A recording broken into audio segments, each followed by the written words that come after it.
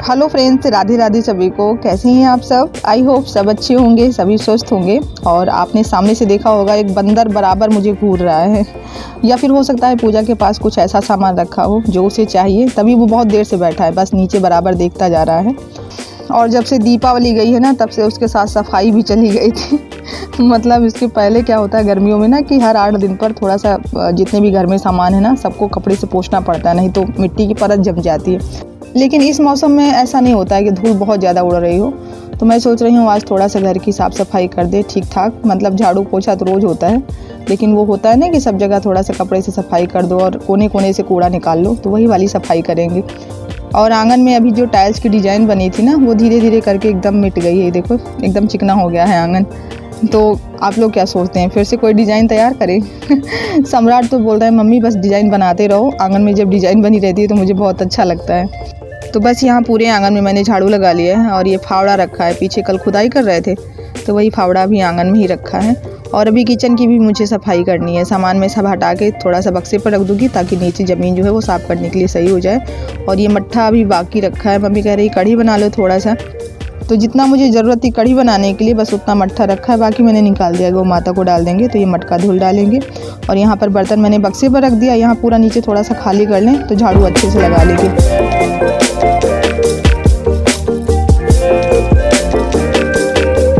और हमारी एक सब्सक्राइबर श्रद्धा शुक्ला का कहना है कि आप ननंद भाभी की जोड़ी एकदम बेस्ट है, बिल्कुल परफेक्ट हो एक दूसरे के लिए। तो थैंक यू सो मच। और मेरा ऐसा खुद का मानना है कि रिश्ता कोई भी हो, उसे सुचारू रूप से चलाने के लिए हमें कुछ ना कुछ तो जतन करने ही पड़ते हैं। अगर हम अपने रिश्ते में मीन मेख निकालने की बजाय एक दूसरे के कामों की प्रशंसा करें, तो इससे ना केवल रिश्ते प्रगाढ़ होंगे, बल्कि हमें अच्छा काम करने का एक बढ़िया प्रोत्साहन मिलेगा। सुखद जीवन का ये सबसे बड़ा रहस्य है कि हम एक दूसरे की भावनाओं को समझें। फिर वो रिश्ता चाहे जिसके साथ हो, पति पत्नी का रिश्ता हो, सास बहू का रिश्ता हो, या फिर ननंद भाभी का रिश्ता हो। और भारत देश में अगर किसी संवेदनशील रिश्ते की बात चल रही हो, तो उसमें सास बहू और ननंद भाभी का रिश्ता जो है वो सबसे ऊपर आएगा, टॉप पर। तो इन रिश्तों में समझने की गुंजाइश थोड़ी सी कम हो जाती है, थोड़ी क्या मेरे हिसाब से बहुत कम हो जाती है। सबसे पहले तो यहाँ पर एक दूसरे को समझना नहीं चाहते हैं, और वहीं से फिर गलत फहमियों का सिलसिला शुरू होता है।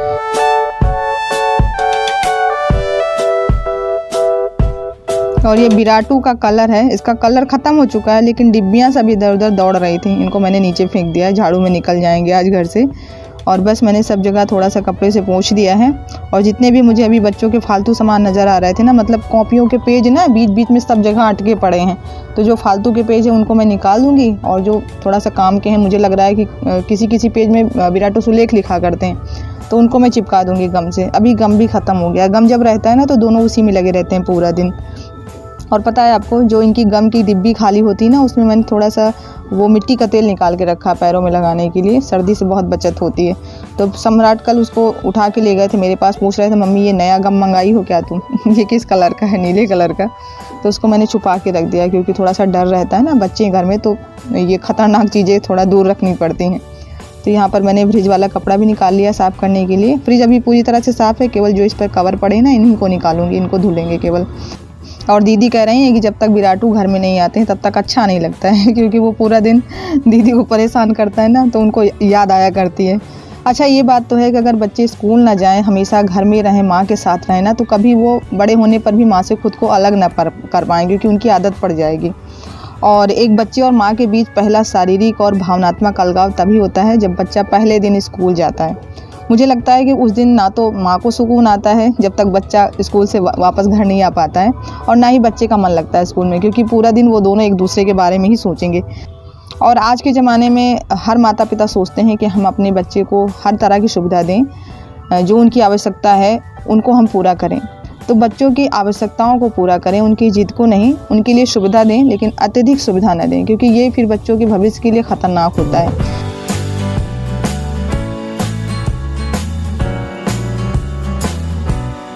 तो यहाँ पर सोफ़े के जो हैंडल हैं, पहले इनको गीले कपड़े से साफ़ किया है, और उसके बाद फिर सूखे कपड़े से अच्छे से रगड़ के साफ़ कर दिया है।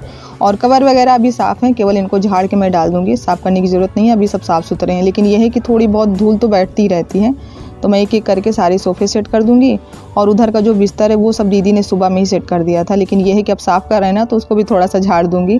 तो ये पूरा सेट हो गया है। और अभी क्या होता है ना, जब बच्चे घर पे रहते हैं ना तो जैसे ही ये पूरा सोफ़ा वगैरह सेट करो ना तो उनको फ़ौरन लगता है बस इस पर बैठ के हम उछल कूद के पूरा बेकार कर डालें, आदत होती।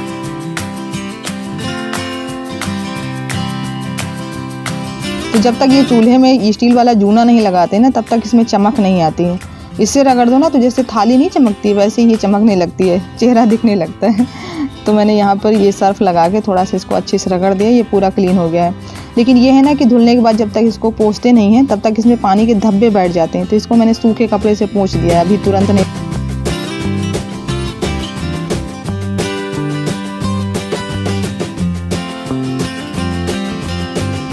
और हमारे मोहल्ले की जो डॉगी है ना काली, उसके 7 बच्चे हुए थे, आप सबको मैंने दिखाया था। एक एक करके उसके सारे बच्चे मर गए रोड पर जा के। आज आखिरी एक बच्चा बचा था, उसका भी अंत हो गया है आज रोड पर जाकर। सुबह सुबह ही मैं जब जल चढ़ाने गई थी ना तभी रोड पर कौवे बहुत ज़्यादा उड़ रहे थे, तो मंदिर से तो नहीं दिखाई पड़ रहा था। इनसे मैंने पूछा कि बहुत कौवे उड़ रहे हैं, मतलब कौवे उड़ते ना तो पहले से मुझे पता चल जाता है कि रोड पर किसी न किसी जीव की जान गई है। तो ये रोड पर गए थे, फिर वहाँ से आके बताया कि जो सामने रहता था छोटा वाला पिल्लू वही चला गया। मतलब बहुत बुरा लग रहा था। सुबह सुबह जब दरवाज़ा खोलते थे ना तो चू चू चू चू करके दरवाजे के पास आके खड़ा हो जाता था। और इत्तेफाक देखिए कि आखिरी बार उसको मेरे वीडियो में भी आना था, मैं आपको दिखाती हूँ अभी। संजोग से कल क्या सम्राट बाहर पढ़ाई कर रहे थे तो वो अपनी माँ के साथ खेल रहा था तो सम्राट ने उसकी वीडियो थोड़ी सी बना ली थी, बहुत क्यूट लग रहा था। अभी आपको दिखाते हैं।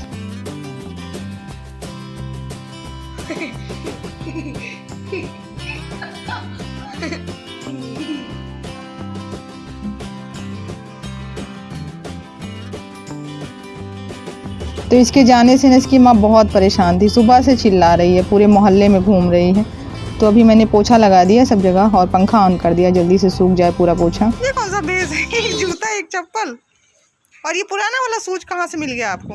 वो टंकी। और इस टाइम कपड़े किस्तों में सूखते हैं, अगर इनको उलट पलट के ना डालो ना तो कहीं कॉलर गीला है, कहीं साड़ी के फॉल गीली है, कहीं कफ गीला है, यही रहता है। शाम वाली चाय बन रही है सबके लिए, आप लोग भी आ जाइए।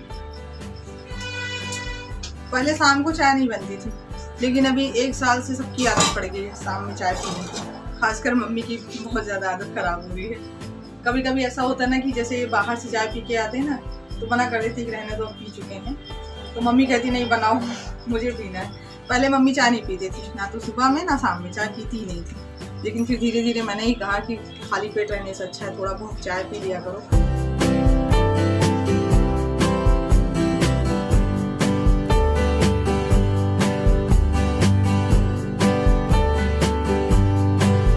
विराट को इतनी मस्ती सूझती है कि आरती पूजा के टाइम पर भी वो मस्ती करता रहता है। अभी आपने देखा आरती कैसे ले रहा था, यहाँ तक कि कभी कभी खुद आरती लेगा, उसके बाद उसी हाथ से मुझे भी आरती दे देगा। और यहाँ हम दोनों के चेहरे के हाव भाव देख के लग रहा है कि किसी गंभीर मुद्दे पर बात चल रही है नहीं तो पूरा दिन तो हम लोगों के दांत निकलते रहते हैं।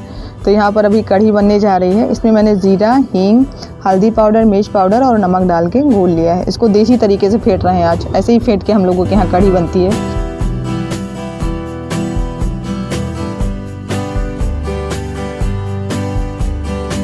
और दीदी ने थोड़ा सा ये अलग से बेसन घोल के रखा था, इसकी पकौड़ी बन रही है खाने के लिए। इसमें प्याज वगैरह सब मिला के रखे हैं और ये जो कढ़ी बनानी है ना उसका घोल रखा है। इसको फेंट के मैंने रख दिया था, बहुत बढ़िया तरीके से फूल गया है। और ये मट्ठा रखा है, मट्ठा इतना ज़्यादा खट्टा हो गया है ना कि पूछो मत मुर्दा खा ले तो जिंदा हो जाए तो थोड़ा सा मट्ठा डालेंगे, पूरा मट्ठा डाल देंगे तो बहुत खट्टा हो जाएगा। तो अभी ये बोल रहे थे कि मेरे लिए कढ़ी अगर बनाना तो ध्यान रखना कि खट्टी ना होने पाए, नहीं तो फिर खाएंगे नहीं। तो इसीलिए मतलब हल्का खट्टा ही कढ़ी बनाएंगे। तो ये जो भी एक्स्ट्रा तेल है ना इसको मैं निकाल लूँगी और इसी में फिर तड़का लगा देंगे मेथी से। और उसके बाद फिर ये हल्दी और मिर्च पाउडर का घोल जो मैंने बना के रखा था, पानी में घोल के रख लेते हैं ना तो मसाला सही से पकते हैं। डालने को तो सूखा भी डाल दूँ, लेकिन वो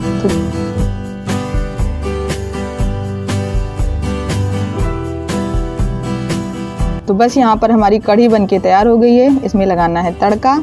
और कढ़ी देख के ना लालच आ रही है अभी भी, क्योंकि ऐसे जब इंडक्शन पर बनाते हैं कढ़ी ना तो इसको काफ़ी देर तक पकाते हैं। जितनी ज़्यादा देर तक कढ़ी पकती है उतनी ज़्यादा टेस्टी बनती है। तो यहाँ पर तड़का लगाने के लिए मैंने साबुत ज़ीरा लिया था, धनिया साबुत थी और लहसुन, प्याज और थोड़ी सी हींग, बस इतना ही मैंने डाला था तड़के में।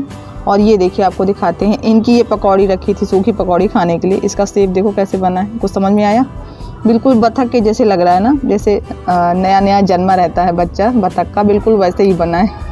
इसको खाने जा रहे थे, खाते खाते रुक गए, बोले देखो तुम लोग ये कैसी डिज़ाइन बनी है बताओ। तो इसका ऊपर का जो हिस्सा ये देखो टूटा हुआ है। तो चलिए इसी के साथ ब्लॉग को एंड कर रहे हैं। पसंद आया हो तो लाइक कीजिएगा, नए हो तो चैनल को सब्सक्राइब कर लीजिए। मिलते हैं आपसे ऐसे ही एक नए ब्लॉग के साथ, तब तक के लिए आप लोग अपना ख्याल रखिए और आप लोग भी आ जाइए, हम खाने जा रहे हैं।